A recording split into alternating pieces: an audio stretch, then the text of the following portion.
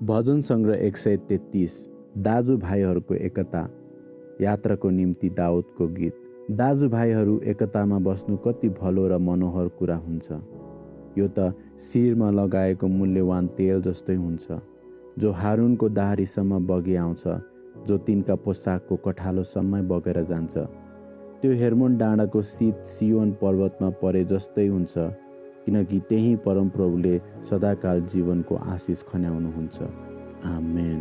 यदि हजुरहरूलाई यो वचनहरू मन परेको छ भने हजुरहरूले आफ्नो आफन्त, आफ्नो परिवार अनि आफ्नो मित्रहरूको माझमा सेयर गर्न सक्नुहुनेछ।